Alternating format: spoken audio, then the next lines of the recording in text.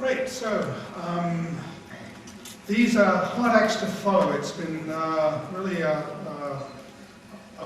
wonderful experience hearing all of these views about where we're going. So I'm going to try to give you, I suppose what you might say crudely is a thinking person's version of what you heard from George Smoot and some of the others about the universe. How do we get to where we are, or where are we going to, etc. And I'll tell you one or two things you may not have heard before. There are surprises out there, and how much have we really learned? Well, the person who's behind all of this, of course, is Einstein. He saw that something was wrong with astronomy, a great puzzle. It was a very, very specific thing, and it motivated him to build a whole new universe, really, that became one, a theory of general relativity. And basically, Einstein began with the idea that the curvature of space, Euclid's laws no longer applied, was a way of describing gravity. And is there a pointer, actually? Thanks. And he used in the source of gravity matter, and so he had a famous equation. And so I'm really doing something bad here. I'm showing you equations. I'm going to now put the equations aside. And so what came out of Einstein's theory, and this was not due to Einstein in any way, because he tried to understand the universe, and he realized that with gravity and mass it would collapse. And he invented something very ugly to him called the Cosmological Constant. And people which oppose gravity. And people sort of anti-gravity.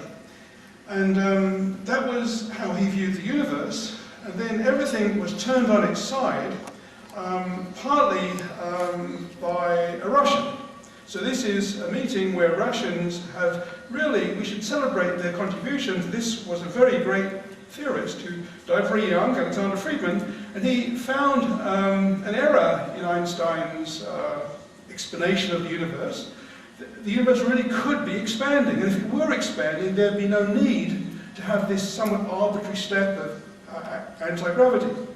And so he wrote his work around 1924, and at the same time, in California, Edwin Hubble, who was a pure observer, had no respect whatsoever for theory, was busy measuring the distances to galaxies, and realizing with other data and getting some of his own that they were moving away very fast. And the further you look, the further they seem to go.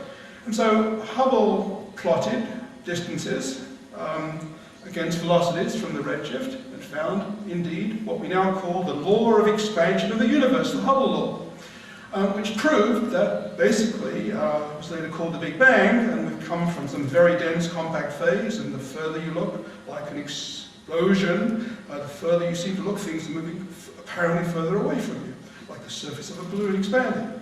So, now this was in 1929 that Hubble published his work. Now, what is maybe not so widely known is that another person, independently of Lemaitre, of Friedman I should say, George Lemaitre, also discovered the expanding universe. And Lemaitre went one step further than Hubble.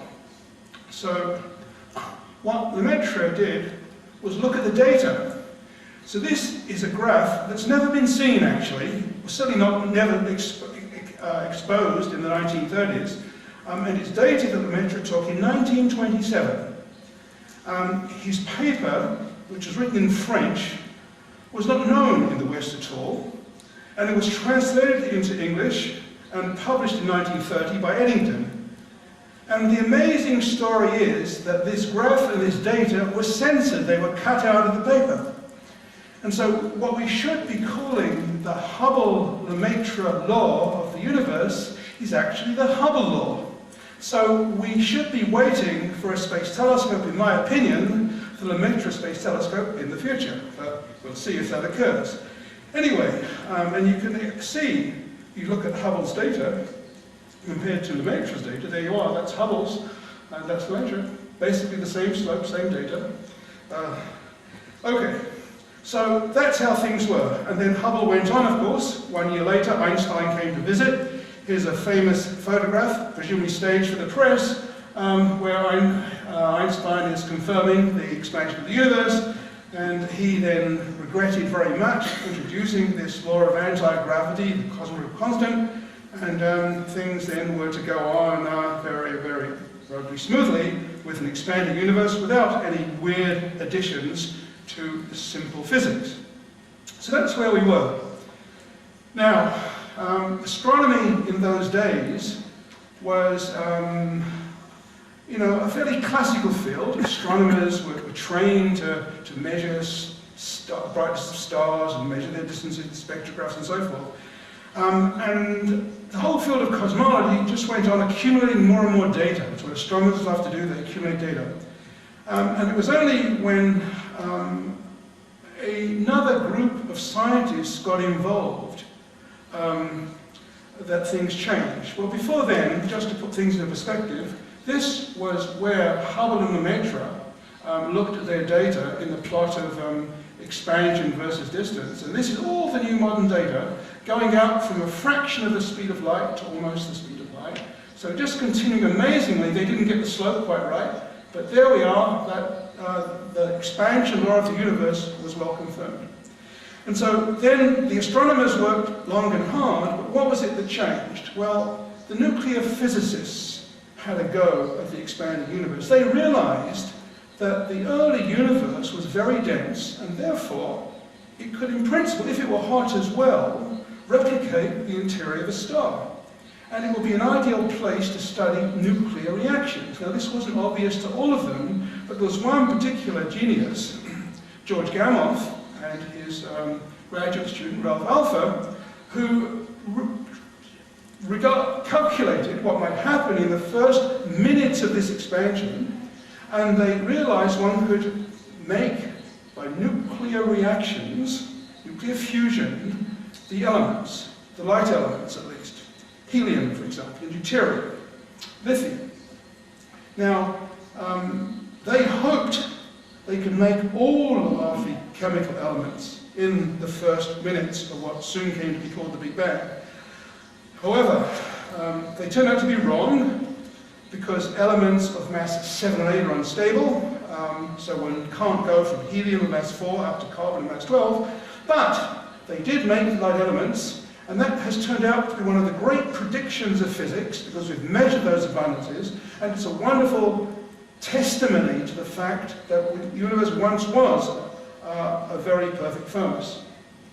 And one of the outcomes of what they did was to realize there would be a fossil glow left over from this early heat in the universe.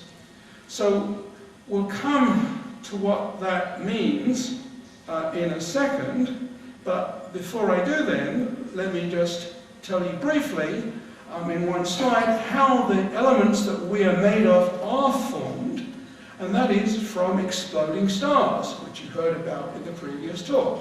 And one of the results of exploding stars is as a star uses up its hydrogen, it then makes heavier elements, it's hotter in the center, eventually it comes down and explodes, and the debris is scattered around into clouds that form more stars, and lo and behold, here we are.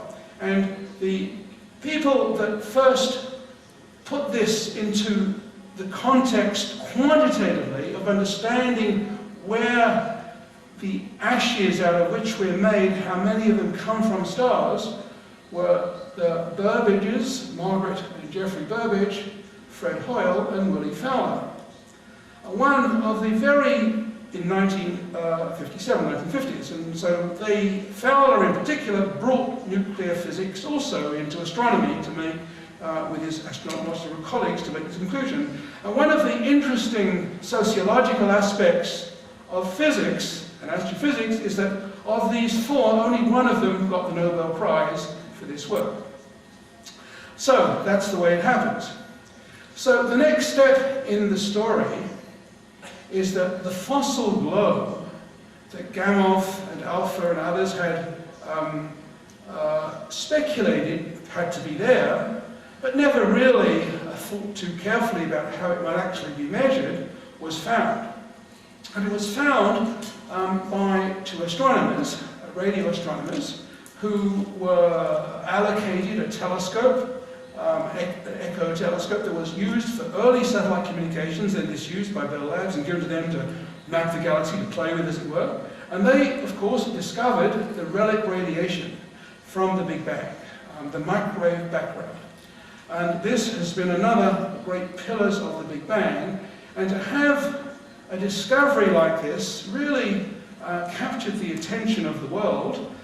It was one of the few scientific discoveries that was major headlines around the world on the day the COBE satellite announced essentially the first all-sky maps of the background for which Penzias and Wilson just measured 1 and 2 frequencies some 2 decades earlier. So the satellite in 1990 produced these amazing maps, which you saw already, of the microwave sky. We're looking at tiny deviations from one part in 100,000, 10,000 of the average temperature on the sky, which is itself a few degrees microwaves above absolute zero equivalent temperature.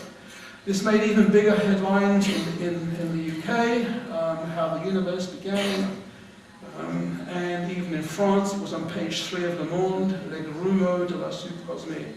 So, and of course this discovery also got recognition and later amplification by much better data. This is a satellite, results from a satellite that was launched a few years ago and has now been taking data for some 8 or 9 years. And so this is a map of the sky in microwaves, with again the average radiation taken away. This is sort of where the Milky Way is, and these tiny fluctuations in temperature are the seeds of structure from which all the galaxies emerged. We're looking at the universe as it was when it was hot and dense, and from these tiny fluctuations the universe took on its present form. And so that, again, merited a Nobel Prize. And you heard already from George, John Mather was also had the experiment on a satellite that measured the spectrum of the radiation. And in the sky, we have a black body spectrum, a testimony to that furnace of the first few minutes that Gamow had conjectured, and his colleagues, many years before. And here is the black body spectrum in microwaves. And for those of you who care about error bars, these are 400 standard deviation error bars. It's the best black body that we have seen anywhere, up there in the sky, pervading the universe. If you turn your TV set into in-between stations out of tune, the fuzz on the screen, 1% of that fuzz is this universal signal from the distant universe. Okay, so there was one more quote revolution in astronomy when another group of physicists entered the field. So it's interesting how something new has to come in sociologically in science to make a big impact. That seems to be what's happened in physics, in astrophysics, certainly in cosmology. And this time it was the turn of the people from particle physics. Because they realized that, just as Gamow had realized about nuclear reactions at high density and high temperature, they realized that by going to even earlier in the conjectured Big Bang, one would get to such extreme densities and energies that one could do better than any conceivable particle accelerator. You'd have to build a linear collider all the way from the Earth to the Moon to replicate the energies in the first fraction of a second of the Big Bang, which is impossible in any budget. So this was paradise for particle physics, and this is how it sort of took off. It was realized that the fundamental interactions, there are 4 of them, become unified as you go to very high energy. And so here we are today with diverse forces. We live in a universe dominated by electromagnetic forces. On the very smallest scale, there are the nuclear forces, but bound up, it's hard to see them directly, and gravity is incredibly weak. But as you go to higher energy, the forces get unified. We measure the trends of this unifying already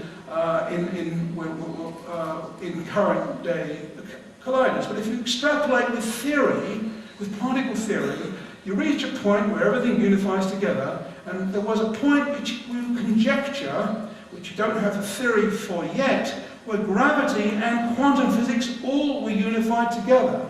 And so this is truly what we think of as the beginning of the Big Bang. It's some incredibly high energy, some incredibly small time, we call it the Planck scale, and this is where we think things began, but we don't yet have the theory in our hands to describe it properly.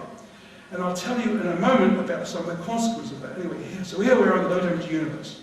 So what did this lead us to? Well, the most amazing new cosmology came out of this conjecture, and that was pioneered by these two gentlemen from particle physics, who realized that as the universe went through these transitions from unification to the separation of the fundamental forces, it was a bit like ice melting. You released a lot of latent heat.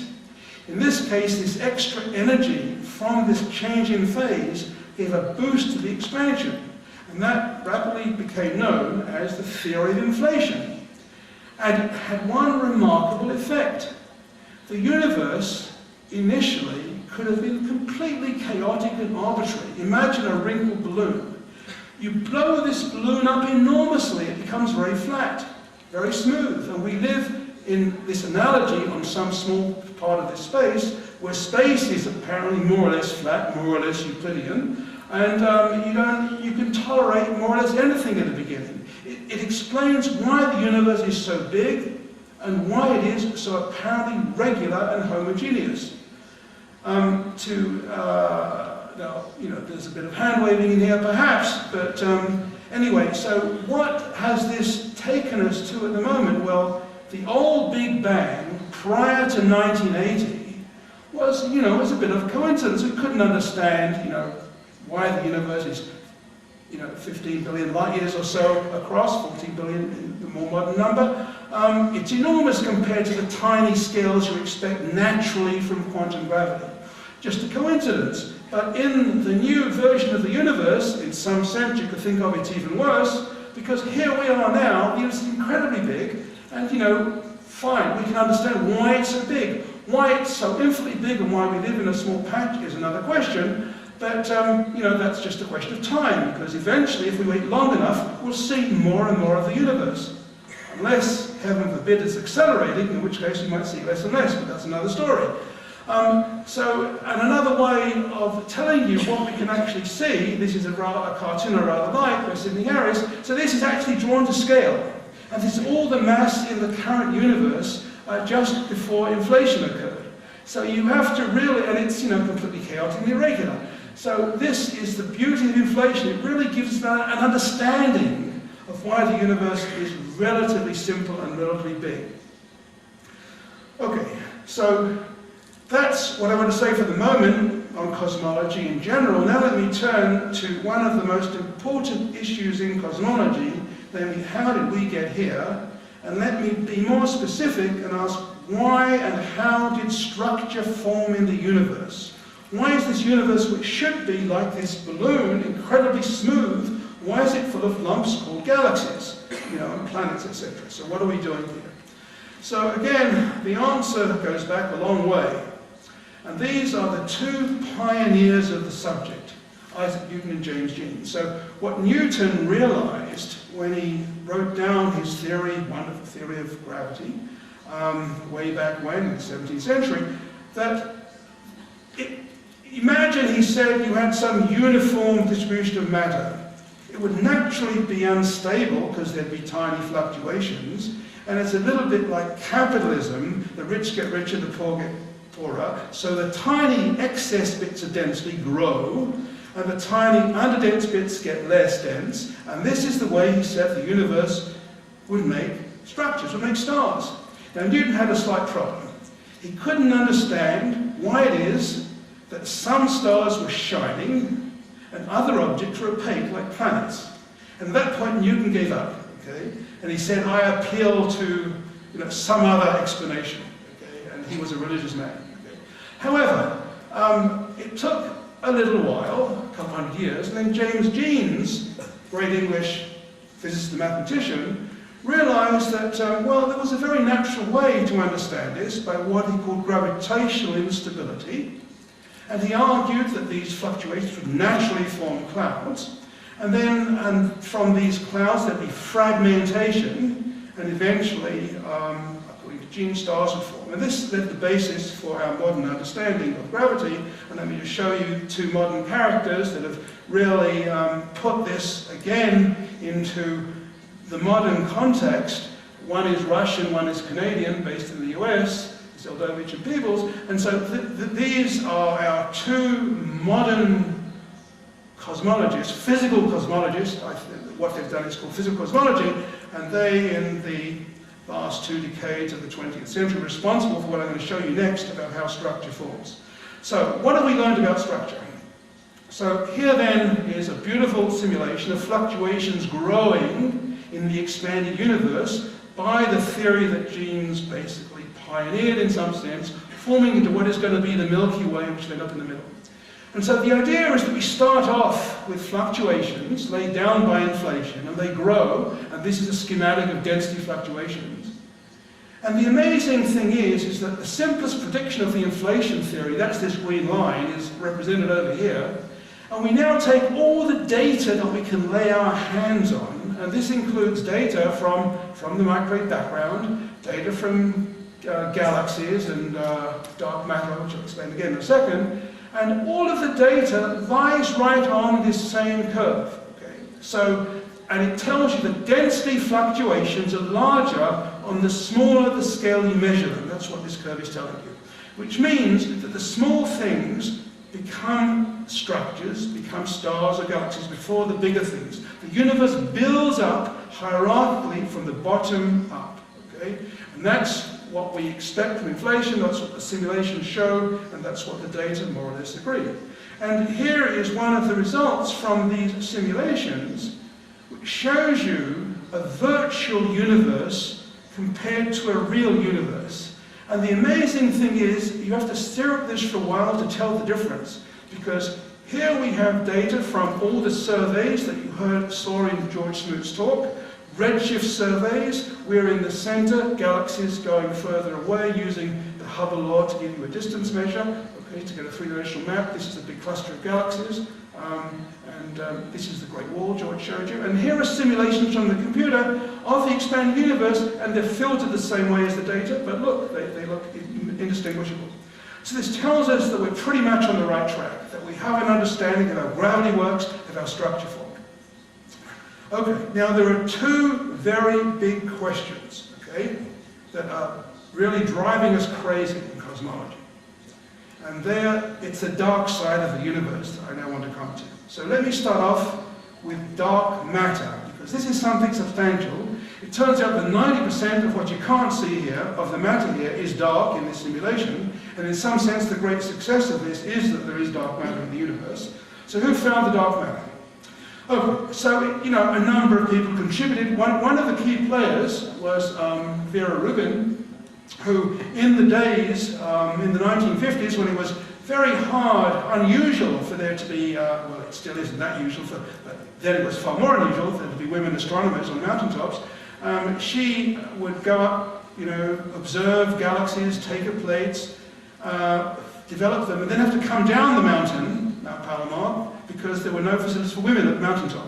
So those are primitive times. Anyway, she persevered over many years, and by studying galaxies like this, she was able to measure the rotation of stars and of gas clouds in the galaxies. So this is what we call a rotation curve. Now, what she's learning is the galaxy spinning around, and if all the mass were where the light is, okay, as you move further away, there's less light, so the galaxy should be slowing down, the stars should be, but they don't. The stars are going just as fast the further out you go.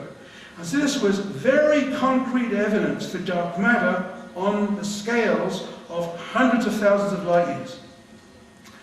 Actually, this was not such a surprise.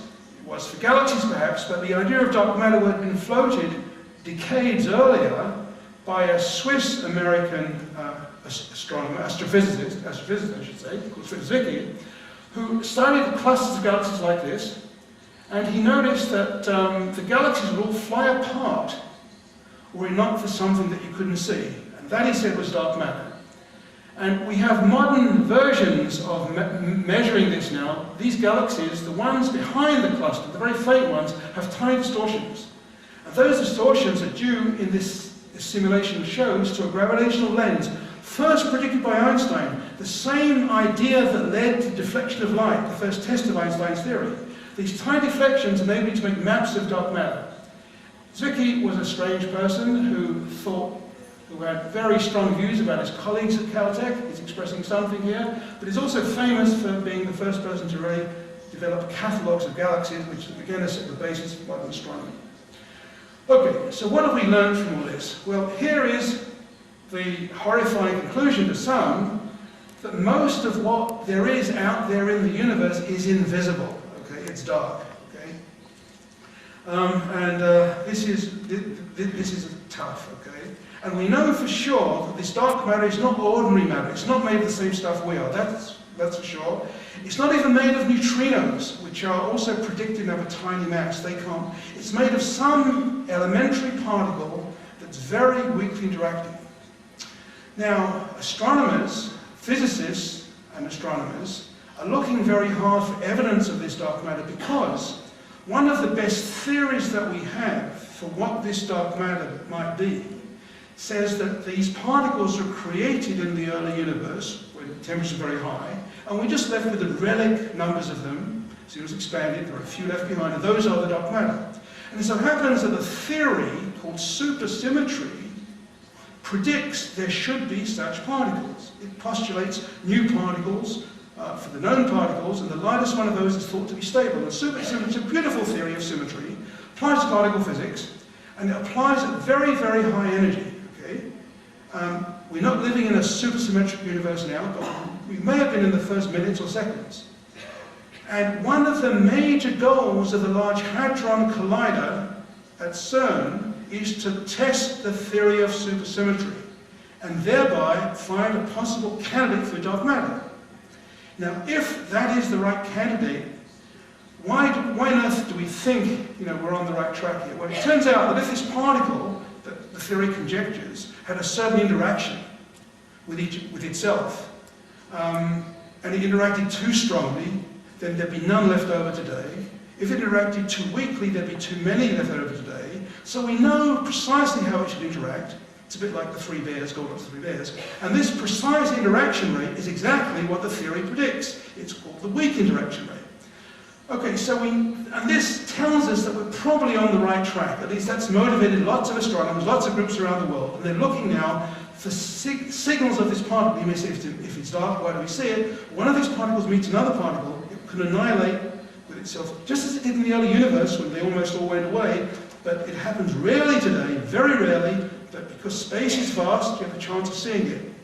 So, and also these particles, never mind if they annihilate, they actually are passing through us. There are millions per square second going through your bodies.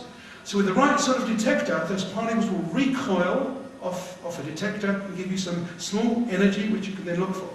So there are experiments with telescopes that are amazing telescopes. Okay? This is in a mine, deep underground to avoid the cosmic rays, looking for the recoils of these particles. This is a telescope in Namibia looking for the nanosecond light flashes the particles induce, or products of the particles induce, when they go through the atmosphere and give you Cherenkov light flashes, showers of cosmic rays. You can also look deep under ice, or deep in water, because these particles, or the products of them at least, pass through the Earth and again give you tiny light flashes. And if you have a hugely transparent medium, you can actually, with your detectors, you can look at the sun, which is where the particles collect as the sun goes around the galaxy, and the signal can come from the sun of very high energy particles. And finally, you go into space with gamma ray telescopes to look for them. So all of these are looking hard as we speak, but we haven't found it yet. Okay, so let me now move on to the other big mystery in all of this, which is in some sense an even greater mystery than dark. With dark matter, we're going to go out there, we're going to find it or not find it, but we have experiments that we're going to do, many experiments to look for it. Dark energy is another mystery. Now, what is dark energy? Well, again, it goes back to Einstein. And when he wrote down his equation, which he completely regretted afterwards, he put in this anti-gravity to balance gravity and stop the universe from collapsing. So there's been a huge wave of fancy mathematics to analyze what this means, and I'm going to show you a very simple version of this mathematics. You simply take this term and put it from the left-hand side to the right-hand side of the equation. Okay, now what this means is that what was anti-gravity over here, this is gravity, this is anti-gravity, is now part of energy. This is energy, what we call the energy momentum, the source of gravity.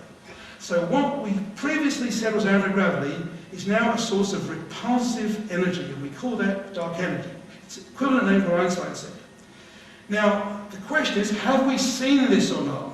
And the news is that many, many years after Einstein, 1930, abandoned dark energy, as he didn't call it that, he called it the constant for him, but it's the same thing. We have found evidence that it's come back to haunt us. And the evidence is the following, the main evidence is the following. Supernovae, exploding stars of a certain type, are wonderful explosions. They're calibrated in a very precise amount of radioactive nickel. They're perfect bombs. We think we understand the distant ones. Okay, and so this excess of faintness, okay, can simply be understood if the universe is accelerating, if they're further away than they otherwise would be in a uniformly expanding universe. So this is the best evidence that we have for the presence of something new, acceleration. Now, what you measure with the supernovae is the competition between gravity and dark energy, anti-gravity and gravity in some sense. So you measure the difference between the two. Now, the problem is that think of this as an equation, A minus B. Now, how on earth equals something that we know? Okay? Now, obviously, with two numbers in one equation, you can't solve it. There's too much unknown, because someone who says, aha, there's dark energy, could then mess around with the dark matter to balance it out. So how do you get around that terrible problem? Well, there's a beautiful way to do that, because we now have a way of measuring the sum of all the energy and matter in the universe, and that's come from the microwave background. And the idea is the following. There are these very tiny ripples in the microwave background, these waves, which are imprinted because there were these fluctuations which behave like sound waves, like tiny pressure waves in the very early universe. It was cooled down and these waves turned into structures, made the galaxies. That's our theory. Now, in measuring the tiny fluctuations in the radiation field, we can transform those into what we call a power spectrum. These are the fluctuations, and we measure them precisely, really precisely. And you can see this corresponds to the peak of one of these sound waves, and this is sort of an average. This is the minimum, this is the maximum. So you see a whole bunch of these sound waves gradually fading away. Now, this is the result from two different experiments. So this one is the satellite experiment, and this one with the blue points is an experiment based at the South Pole. Again, measuring this, very recently released data. And you can see this incredible trend of these sound waves. Now, what is this telling us? It's telling us the propagation of light in the early universe. So here's a sound wave, okay, in two different universes. One of them is a universe in which space is curved, it's not Euclidean. Okay? Remember, what makes curvature is matter plus energy. So the sum is different. And here it's a certain value which makes space flat. The light rays which come to us are curved in one space, and they're straight in the other. This means all these peaks that you see will be shifted. You'd see them somewhere else if space is curved, right? And so that's telling us then that now we can measure, really, with little ambiguity, the total energy in the universe, energy plus matter. So that's really great. So now we have two equations for two unknowns. It gets even better because we also can measure the dark matter directly from experiments like I showed you, using gravitational effects, the lensing, I showed you the lens. So now we have three strong observational techniques to measure what amounts to two unknowns, two dark unknowns, dark matter and dark energy. And we think we now have this pinned down. And it's a bit discouraging at first. Most of the universe is dark, and this is sort of a graph that you find in papers now. And this is just a graph of dark energy and dark matter. But what I want you to take home from it is that we're zeroing in with our different constraints, which take us for different combinations of dark energy, on a very tiny place in here. And that means we've measured precisely the two.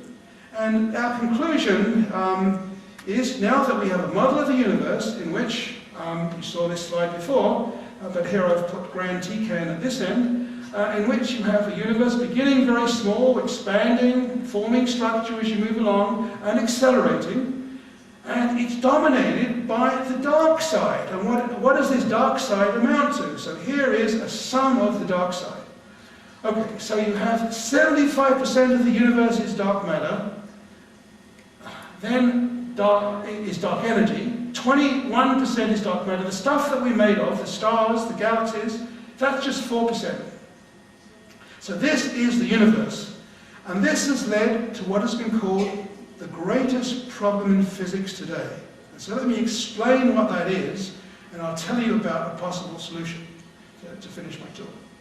So what is the greatest problem in physics today? It is this, that we measure, and never mind what the units are, this dark energy, which is sometimes called the energy of the vacuum, because there's essentially nothing there, but it's just energy, uniform, a certain number which is very small. Now we can go to theory, the beautiful theory brought in by particle physics, and that gives us a very, very simple prediction. And that prediction is over here, okay? Now, the difference between these two numbers is 120 factors of 10. It's the biggest possible discrepancy you can imagine in physics, and it is causing many physicists sleepless nights. Okay, so what do you do about it? Well, we have a theory that purports to give you an explanation. And it comes from inflation. And the idea is that there are variations in inflation in which you could have...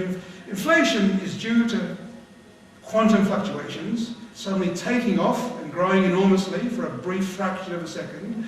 But in principle, this can happen anywhere, at any time. I mean, if you're unlucky, the atoms under your chairs could separate and you could fall through the floor. It would take you many, many years, many, many billions and billions and billions of years, but there's a finite chance. And equally, there's a finite chance for new universes to spawn off. And in versions of the inflation theory, this can happen, and did happen. And so there's not just one, this is our universe that we can see, but there are other bubbles of universes, and this leads to a whole network of what's been called the multiverse, or these parallel universes, and there are countless numbers of them. Now, there are not infinite numbers of them, because the theories that we have take a finite time, but there are vast numbers. And so this leads us then to a possible understanding of the smallness of dark energy and this cosmological constant. And so it goes like this, and this is one of the main propagators, that we live in one universe which has a certain highly unlikely value of the fundamental constants in the vacuum energy, and there are vast numbers of others with all different values. But in all these others with all different values, we could not be here. Conditions would not be susceptible to form stars and planets, galaxies, and perhaps life, okay? So there's something special, okay? And so this, has been advocated by quite a large number of physicists, but there's a very strong counter view, okay, by, I would say, at least an equally large number of physicists, and that goes that it's all very well to postulate all these other universes which have all these other hostile places where we couldn't be, but how the hell can we prove this?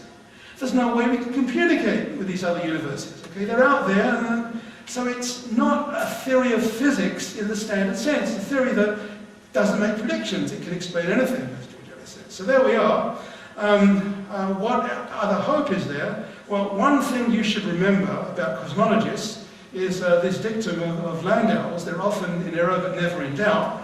And okay, so what do I think is the most likely resolution of this? I believe that we're just waiting for the next Einstein, essentially, to emerge with some new theory that will put all things together and lead us to understand why there is some natural explanation. So that's one possible approach.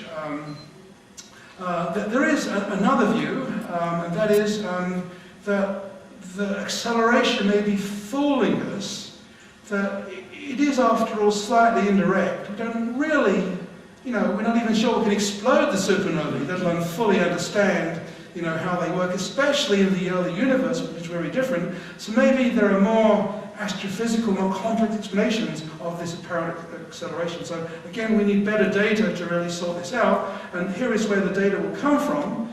So this is the future in our field. There are many grand projects. One of them is taking data now in space, and this will release its state-of-the-planet satellite within the next 2 years on marvelously more precise background radiation fluctuations. But then we also have projects for vast telescopes, the 30-meter telescope, the European 40-meter telescope, a survey telescope which will give unprecedented large surveys of galaxies, and a possible new space telescope designed to measure dark energy. But let me just end then with this dictum by a very famous popularizer of science, phonologist, that extraordinary claims require extraordinary evidence, and I think we have a long way to go still to accept some of these mysteries that we understand, some of the mysteries of cosmology. Thank you.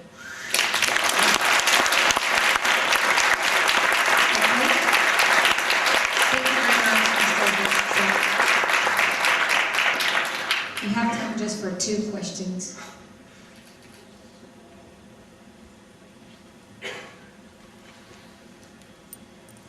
I actually have 2 questions, but they're very closely related. So, we have our observable universe, which is part of, we now know, a much larger, physically contingent universe. Is there a convergence between how much bigger that physically, that larger, not visible part of our universe is compared to our own visible part? And then the second question, closely related to the first one, is the Big Bang is supposed to be emanating from this infinitesimally small physical space, very, very small.